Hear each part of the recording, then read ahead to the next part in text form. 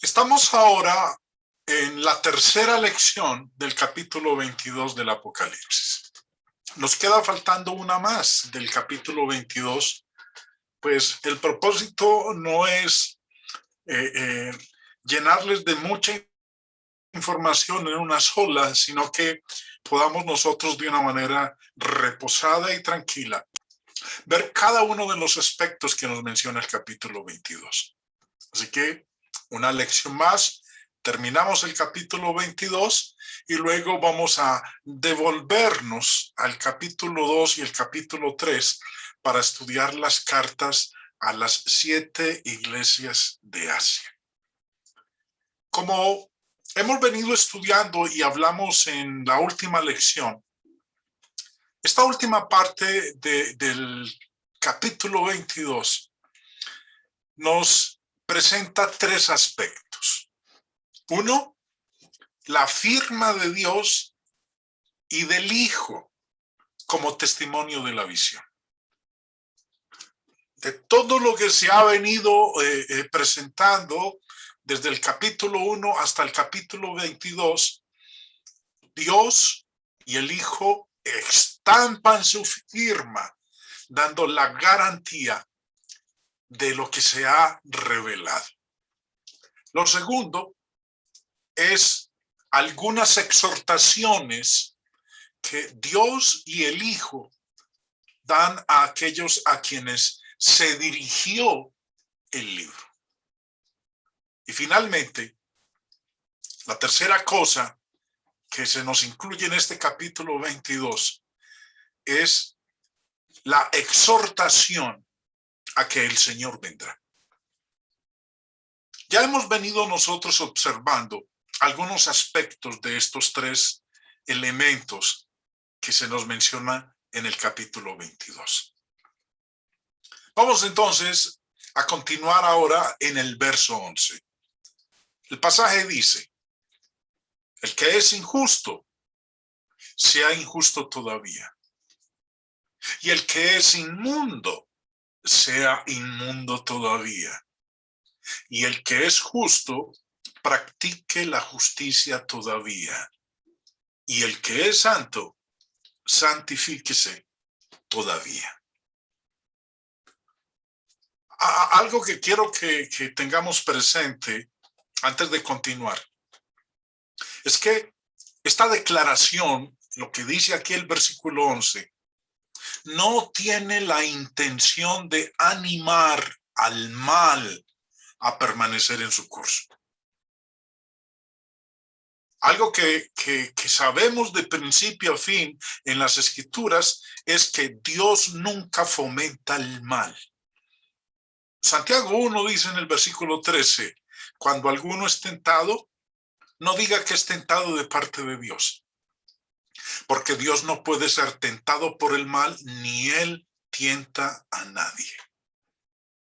Y como escribió el apóstol Pedro en su segunda carta, capítulo 3, verso 9, el Señor no retarda su promesa, según algunos la tienen por tardanza, sino que es paciente para con nosotros, no queriendo que ninguno perezca, sino que todos procedan al arrepentimiento.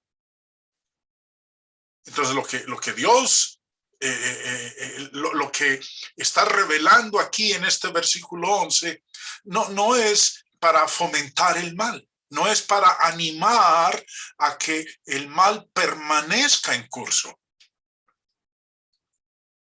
Esto simplemente reconoce la realidad de que incluso con las advertencias dadas, como estábamos estudiando en el capítulo 8, de las 7 trompetas, y también las advertencias de las copas de la ira, las 7 copas de ira, los impíos, aun cuando están estas advertencias de las trompetas y de las copas, los impíos llevarán a cabo lo que ha sido predicho.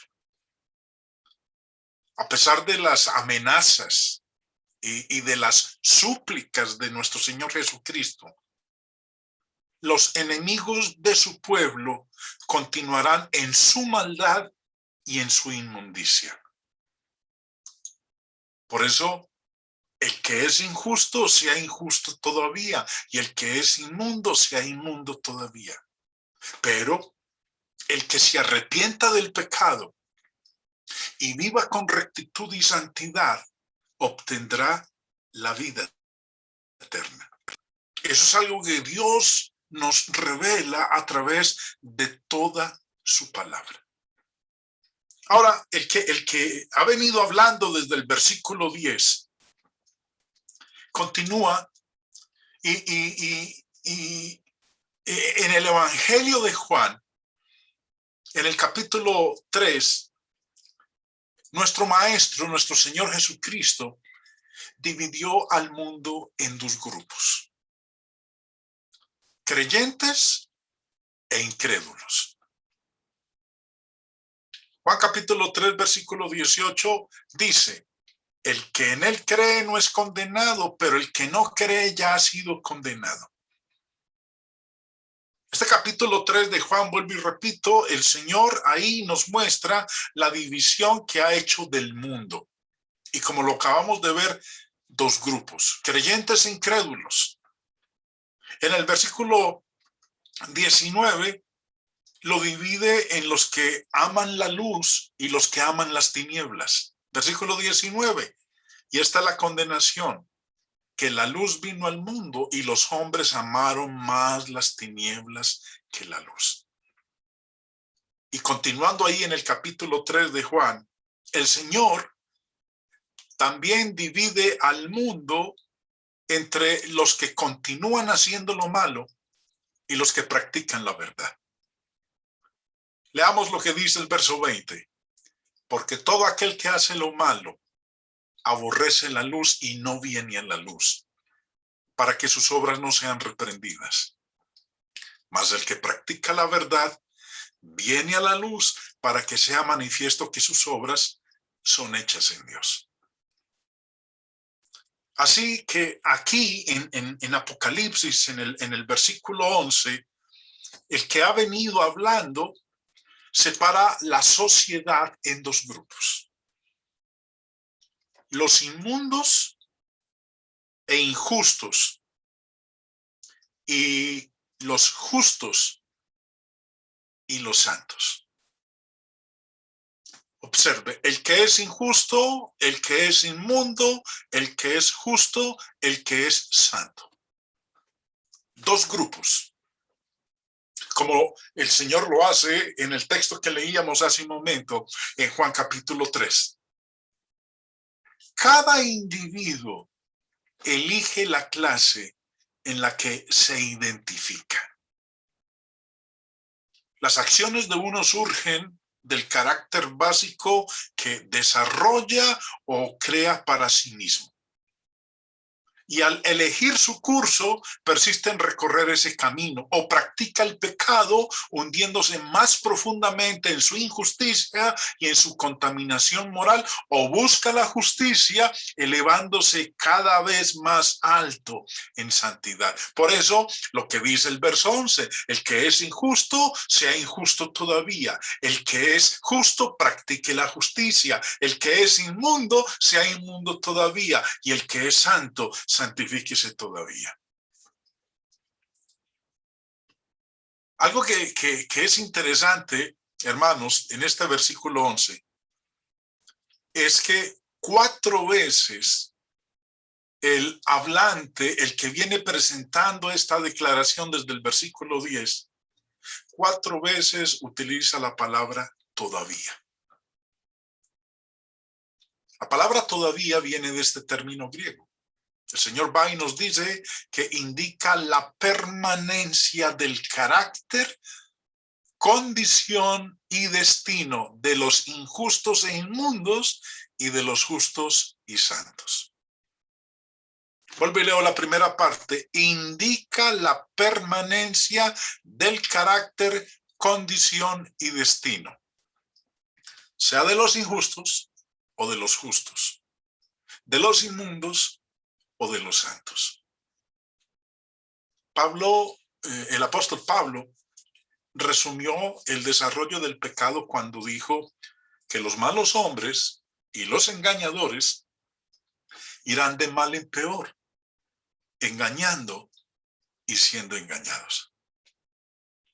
La persona justa, la persona santa, desarrollará un carácter permanente porque en su justicia está apartado para la santidad. Sigue a su Señor, al santo y al justo. Ahora, el que es injusto, el que es inmundo, tiene que tener presente algo. Y es que cuando el maestro se haya levantado y cerrado la puerta, ya no habrá más oportunidad. A veces nos encontramos en un punto sin retorno. Versículo 12 dice: he aquí, yo vengo pronto, y mi galardón conmigo, para recompensar a cada uno según su obra. Algo que en la escritura nos es clara en decirnos es que cuando Cristo regrese para juzgar al mundo, su juicio va a ser un juicio justo. Durante su ministerio, algo que él proclamó en Juan capítulo 5 fue lo siguiente: no os maravilléis de esto, porque vendrá hora cuando todos los que están en los sepulcros oirán su voz, y los que hicieron lo bueno saldrán a resurrección de vida, mas los que hicieron lo malo a resurrección de condenación. El Señor no ha determinado de una manera arbitraria el destino de ningún individuo, pero sí ha declarado cuáles serán las recompensas basadas en la vida que uno elija. Cada hombre recibirá la recompensa de acuerdo con lo que haya hecho. Pablo, en 2 Corintios 5, dice en el versículo 10, es necesario que todos nosotros comparezcamos ante el tribunal de Cristo para que cada uno reciba según lo que haya hecho mientras estaba en el cuerpo, sea bueno o sea malo. Por eso, cada uno va a recibir la recompensa o el galardón o el pago de acuerdo con lo que haya llevado a cabo. El versículo 2 empieza diciendo: he aquí, yo vengo pronto. Lo que llama la atención en este capítulo 22 de Apocalipsis es que se nos habla en varios versículos de este capítulo 12, y enseguida los vamos a leer. Se nos habla de la inmediatez y rapidez de la venida del Señor. Eso es algo que recibe un énfasis especial en esta última sección del Apocalipsis. El versículo 6, mire cómo dice: y me dijo, estas palabras son fieles y verdaderas. Y el Señor, el Dios de los espíritus de los profetas, ha enviado su ángel para mostrar a sus siervos las cosas que deben suceder pronto. Ahora, y esto es antes de lo que estamos leyendo aquí en el versículo 12. Ya nosotros lo habíamos estudiado cuando estábamos en la primera lección, en la primera parte de este capítulo 22 de Apocalipsis. Y aquí, como acabo de decir, algo que recibe un énfasis especial en esta sección del capítulo 22 es la inmediatez y la rapidez de la venida del Señor. Es más, versículo 7, mire lo que declara: he aquí vengo pronto. Versículo 12, he aquí yo vengo pronto. Versículo 10, mire lo que declara: y me dijo, no selle las palabras de la profecía de este libro, porque el tiempo está cerca. Y en el versículo 20 dice, el que da testimonio de estas cosas dice, ciertamente vengo en breve. Amén, sí, ven, Señor Jesús. Bueno, estos versos que están en el capítulo 22 de Apocalipsis vuelvo y repito, nos hablan a nosotros de la inmediatez y rapidez de la venida del Señor. Algo que habíamos nosotros visto en la lección anterior y quiero que lo recordemos. Leyendo nuevamente el versículo 10, me dijo, el que estaba hablando con Juan le dijo, no selles las palabras de la profecía de este libro porque el tiempo está cerca. El libro no fue sellado, el libro del Apocalipsis no fue sellado porque el tiempo estaba cerca. El cumplimiento de todo lo que dice el libro estaba cerca, no estaba distante, no era para 1000, 2000 años después, era para un cumplimiento inmediato. Los pasajes de esta sección de Apocalipsis no se refieren a la segunda venida de nuestro Señor o a su última venida. Recordemos que la segunda venida es la última venida del Señor. La segunda venida del Señor, cuando se escribió el libro del Apocalipsis, no estaba cerca. Alguien puede decir que hoy estamos muy cerca de la segunda venida del Señor. Hace unos días me preguntaba una hermana si no estamos ya en el tiempo de la segunda venida del Señor. Y yo le dije, no. Y me decía ella, pero hermano Jaime, las cosas que están sucediendo no son señales de que el Señor ya está pronto por venir. Y le decía, hermana, no hay una sola señal dejada a nosotros que nos avise de la segunda o última venida del Señor. Puede que venga esta noche, puede que venga mañana, puede que venga dentro de 100 años, puede que venga dentro de 5000 años. Su segunda venida, nadie la sabe. El mismo Señor Jesús lo dijo, que el único que lo sabe es el Padre, ni aun los ángeles del cielo, que eso solamente lo sabe el Padre. Bueno, se le dijo a Juan, no selles, versículo 10, ahí está en pantalla, no selles las palabras de la profecía de este libro porque el tiempo está cerca. El cumplimiento del libro estaba cerca. Recordemos algo que nosotros habíamos hablado cuando estábamos estudiando el versículo 10 la semana pasada, en la lección anterior.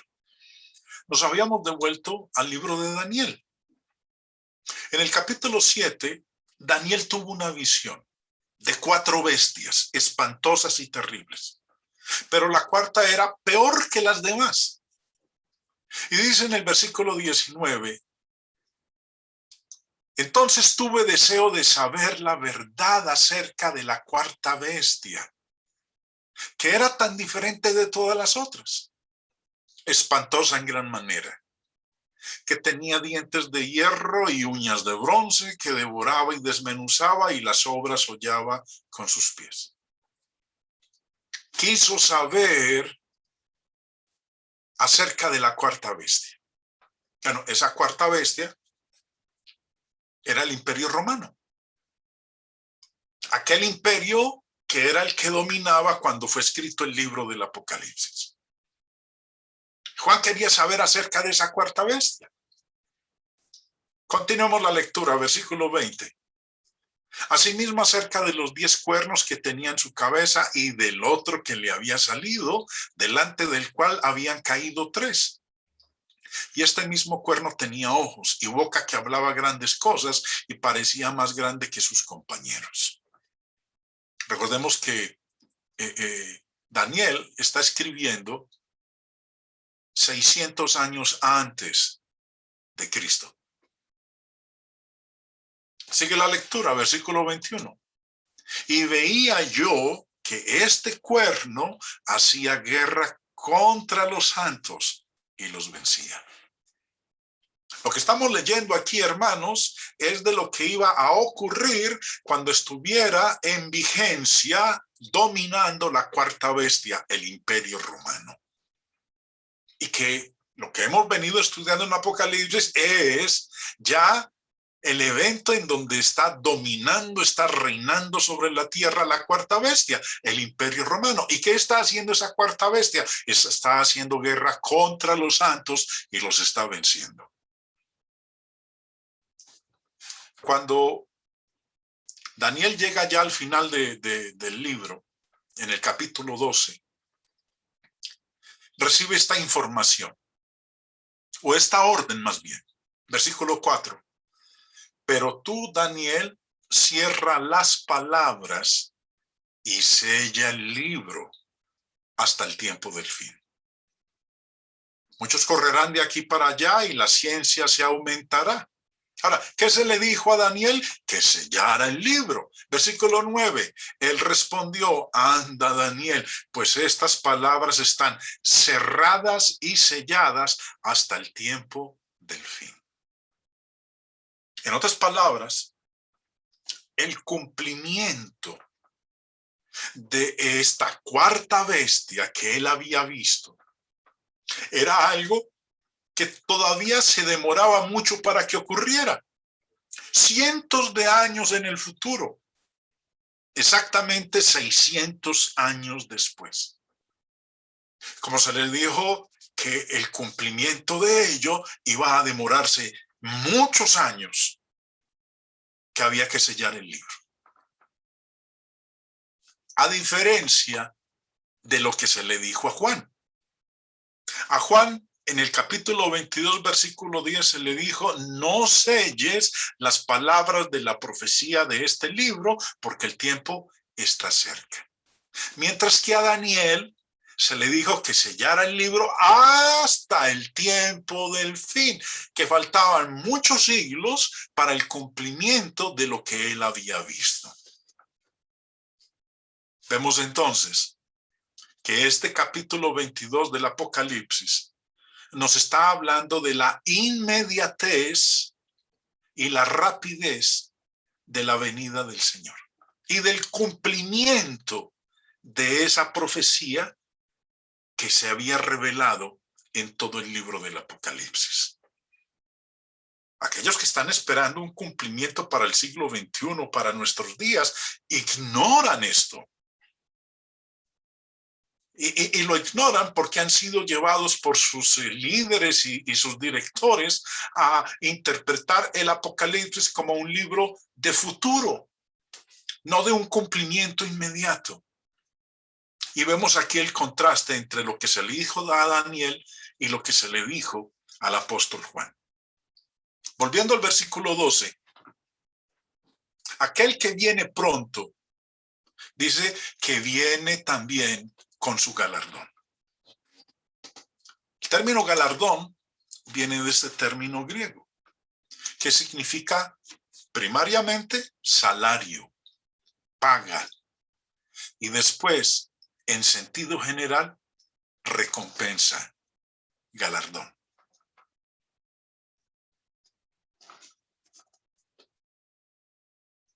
El salario o la recompensa o el galardón puede ser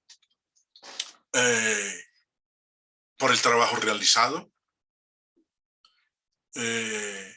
o el dinero pagado por la traición o por las malas acciones.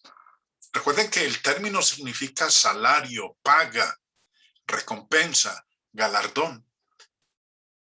También puede indicar un galardón dado por la calidad moral de una acción, como una recompensa en el cielo, o una paga por las malas acciones.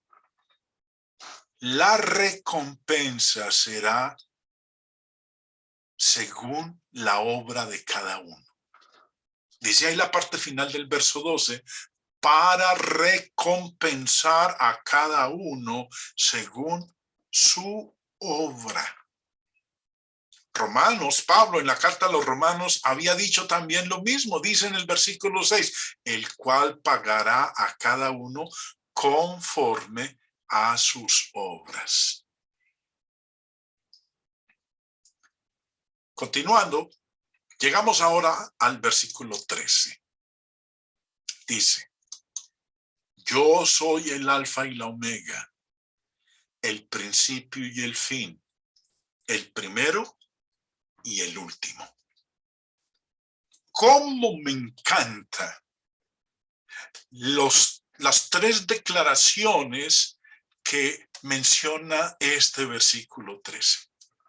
Primero que todo, tres frases que describen inequívocamente la naturaleza eterna de nuestro Señor Jesucristo.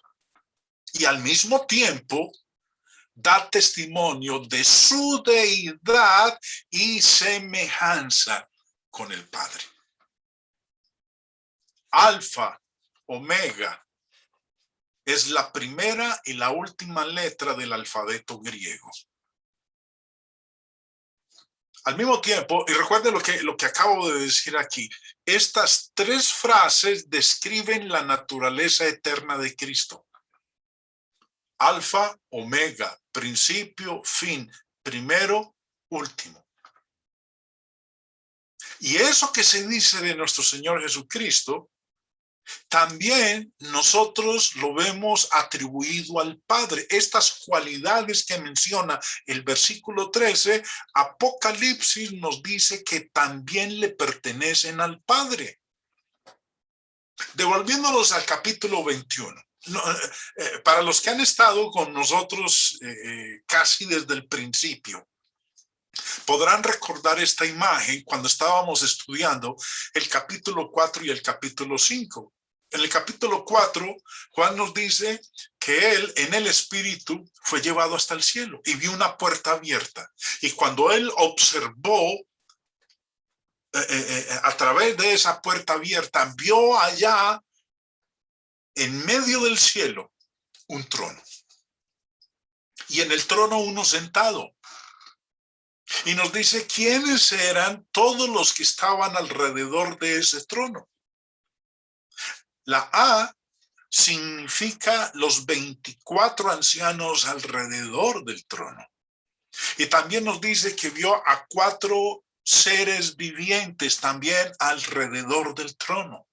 Y nos dice que él también vio a un cordero como inmolado de pie alrededor del trono. Bueno, pero volvamos al capítulo 21. Porque acabo de decir que estas tres frases, estos tres atributos que se dicen de nuestro Señor Jesucristo, también son cualidades atribuidas al Padre. En el capítulo 21 dice el versículo 5. Y el que estaba sentado en el trono dijo, he aquí, yo hago nuevas todas las cosas. Y me dijo, escribe, porque estas palabras son fieles y verdaderas. Lo que significa esa parte final, estas palabras son fieles y verdaderas, es que le está dando un sello de autenticidad a lo que dice el libro del Apocalipsis. No es del hombre, no es una invención del hombre, es producto de Dios. Ahora, pero el verso 5, y está resaltado en color rojo, dice, y el que estaba sentado en el trono dijo. La pregunta, ¿quién es el que estaba sentado en el trono? Devolvámonos al capítulo 5 de Apocalipsis, porque ahí nos dice quién está sentado en el trono. Recuerden que el capítulo 4 y el capítulo 5 van juntos, no se pueden separar, porque es la misma visión en el cielo. Juan, en el espíritu, fue llevado hasta el cielo y vio una puerta abierta. Así dice el capítulo 4, versículo 1 y 2. Y cuando él mira a través de esa puerta, ¿qué observa? Dice el versículo 5, y miré, y vi que en medio del trono y de los 4 seres vivientes, y en medio de los ancianos, estaba en pie un cordero como inmolado. Observe la imagen que tiene usted ahí en pantalla. En el centro hay una P de color rojo. Esa P quiere decir el Padre. Y dice Juan que él vio en medio del trono y de los 4 seres vivientes. Ustedes podrán observar ahí como unos escalones arriba, abajo, derecha, izquierda. Y unas alas. Esos representan los 4 seres vivientes. Y dice también que en medio estaban los ancianos, que eran 24 ancianos sentados en 24 tronos. Y dice también Juan que él vio un cordero como inmolado. Y sabemos quién es el cordero. Es nuestro Señor Jesucristo. Versículo 6. Y vino. El cordero vino y tomó el libro de la mano derecha del que estaba sentado en el trono. El que está sentado en el trono es el Padre, porque el cordero viene donde el que está sentado en el trono y toma el libro que tiene 7 sellos, lo toma de la mano derecha de Dios el Padre. Regresemos al capítulo 21. Y el que estaba sentado en el trono dijo, ya sabemos quién es el que está sentado en el trono, es Dios el Padre. Y dijo, he aquí yo hago nuevas todas las cosas. Y me dijo, escribe, porque estas palabras son fieles y verdaderas. Verso 6. Y me dijo, o sea pues, el que está sentado en el trono, hecho está. Yo soy el alfa y la omega, el principio y el fin. ¿Quién dice eso? El que está sentado en el trono, Dios el Padre. Dios el Padre es alfa y omega, el principio y el fin. Lo mismo que es nuestro Señor Jesucristo. En el versículo 13 está hablando el Señor Jesús. Yo soy el alfa y la omega, el principio y el fin, el primero y el último. Pero esas cualidades también le son atribuidas al Padre. Es más, en el capítulo 1 y capítulo 2 de Apocalipsis, ese título se aplica para identificar a Cristo. Devolvámonos al capítulo 1, leamos el versículo 11, que decía, yo soy el alfa y la omega, el primero y el último. Aquí el que está hablando es nuestro Señor Jesús. Apocalipsis 1:11. Y vemos que él dice, yo soy el alfa y la omega, el primero y el último. Lo mismo que acabamos nosotros de leer con respecto al Padre, el que está sentado en el trono, capítulo 21, versículo 6. Y me dijo, hecho está, yo soy el alfa y la omega, el principio y el fin. Versículo 17, cuando le vi, dice Juan, caí como muerto a sus pies. Y él puso su diestra sobre mí diciéndome, no temas, yo soy el primero y el último. Y en el capítulo 2, vuelve y habla nuestro Señor Jesucristo y dice en el versículo 8, y escribe al ángel de la iglesia en Esmirna, el primero y el postrero, el que estuvo muerto y vivió, dice esto. ¡Qué magnificencia, hermanos! 3 frases describen inequívocamente la naturaleza eterna de Cristo, dando testimonio de su deidad y semejanza con el Padre. Lo que se dice de Jesús, también se dice de Dios el Padre. O es más, lo que Jesús dice de sí mismo, también el Padre lo dice una semejanza. Jesús y el Padre tienen una semejanza. Ambos son divinos. Ambos son deidad. Es más, Vamos a ir al principio de la Biblia. Pero antes de eso, que quede claro lo que hemos visto hasta aquí. Aunque Dios el Padre reclama estas tres cualidades para sí mismo, es evidente que en este caso es Jesús quien habla y reclama para él estas tres cualidades que también le pertenecen al Padre.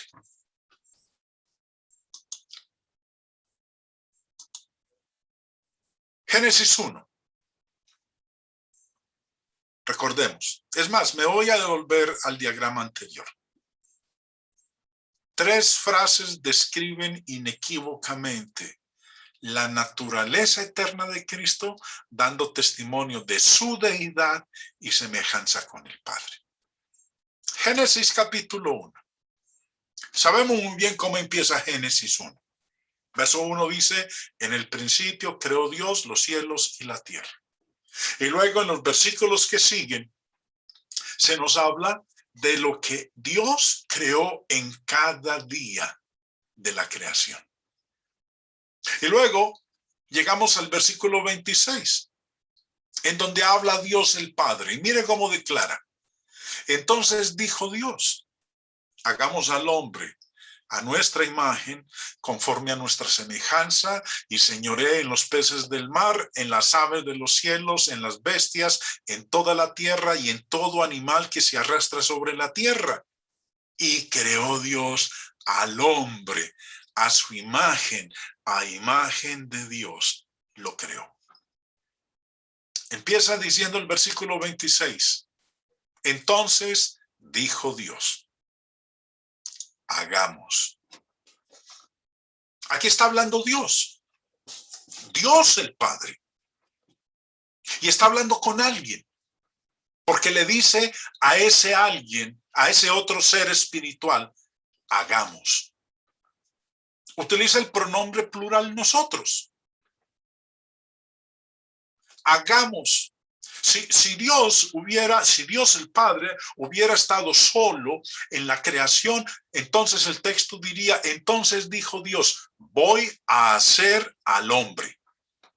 Pero lo interesante es que en el mismo versículo 26 emplea 3 veces el pronombre plural, porque dice, hagamos al hombre a nuestra imagen, conforme a nuestra semejanza. Hagamos y 2 veces nuestra, el pronombre plural. Vuelvo y repito, como si Dios hubiese estado solo, entonces diría el texto, entonces dijo Dios, voy a hacer al hombre a mi imagen, conforme a mi semejanza, pero así no lo expresa el texto.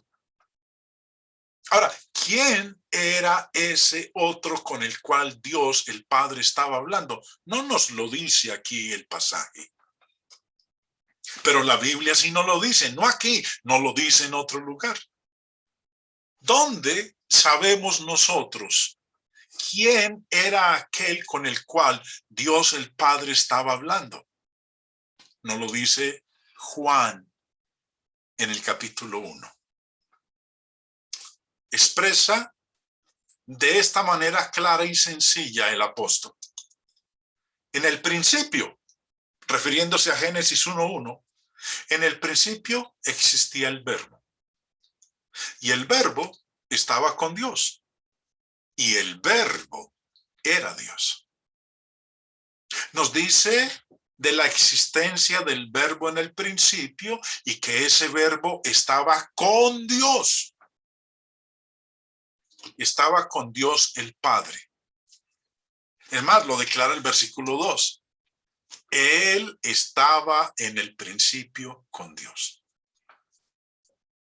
Entonces, acorde al versículo 26 de Génesis 1, aquel con el cual Dios estaba hablando en el principio, aquel al cual le dijo, hagamos al hombre, acorde al evangelio de Juan, estaba hablando con el verbo. Porque el verso 3 habla de la creación. Miren lo que dice el versículo 3. Todas las cosas por medio de él, todas las cosas fueron hechas por medio de él.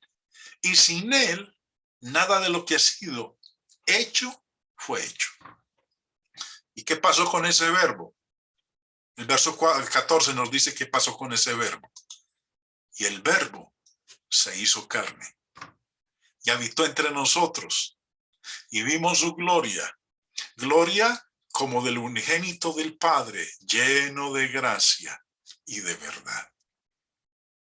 El verbo, que es nuestro Señor Jesucristo, el Hijo, y Dios el Padre, tienen los mismos atributos.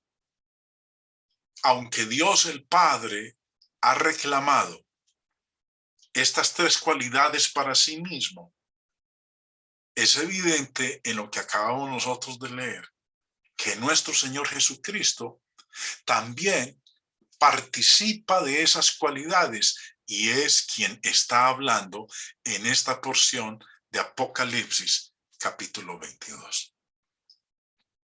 Bueno, hermanos, hasta aquí en la lección de hoy. La próxima lección vamos a culminar con el capítulo 22. Son 4 partes, esta es la tercera.